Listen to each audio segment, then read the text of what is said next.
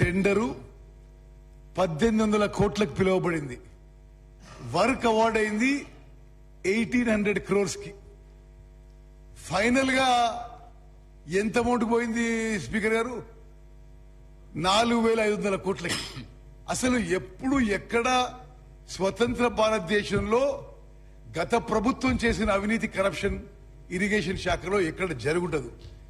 ఒక్కొక్క టెండరు అంటే మేడిగడ్డ బ్యారేజ్ ఒక ఉదాహరణ, 1800 crores కాల్ ఫార్ చేసింది 1800, ఫైనల్ గా 1800 crores. ఎంత అమౌంట్ పోయింది? వర్క్ అవార్డ్ అయింది 1800 crores. 4500 కోట్లకి.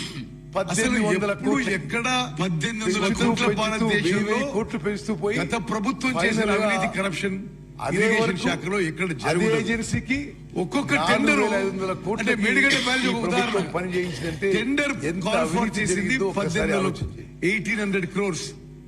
అంటే ఎలాంటికి వర్క్ అవార్డ్ అయింది 1800 కాస్ట్లు పెంచుకుంటూ ఆ విధంగా పోవడం 1800 కోట్లకి పెంచుతూ 1000 కోట్లు చెప్పడానికి నేను ఆన్ రికార్డ్ చెప్తున్నా. అదే వరకు అదే ఇండిపెండెంట్ ఇండియాలో 4500 గత ప్రభుత్వంలో ఈ ప్రభుత్వం ఇరిగేషన్ సెక్టర్ లో జరిగిన అవినీతి ఒక్కసారి ఎక్కడ ఎప్పుడు జరగపోయిన చెప్పుకుంటే మనం చేస్తున్నాం. అంటే మరి కాస్ట్లు పెంచుకుంటూ ఆ విధంగా పోవడం, ఈ విషయాలలో ఈ డ్యామ్స్ అండ్ బ్యారేజెస్ సరే సభ్యులు చెప్పడానికి నేను ఆన్ రికార్డ్ విషయం చెప్తున్నా.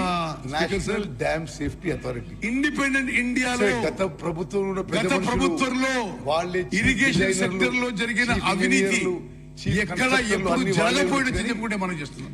దేశంలో రాజ్యాంగం ప్రకారం మాత్రం sir national dam safety authority dams and barrages విషయంలో created by an act of parliament. Authority is the భారతదేశంలో డ్యామ్స్ బ్యారేజెస్ అన్ని సరే గత ప్రభుత్వంలో పెద్ద మనుషులు వాళ్ళే chief designer, chief engineer, chief కన్స్ట్రక్టర్లు అన్ని వాళ్ళే రెస్పాన్సిబిలిటీ. దేశంలో రాజ్యాంగం ప్రకారం మాత్రం ఈ national dam safety authority Medigadda barrage has been created చేసి by an act of parliament.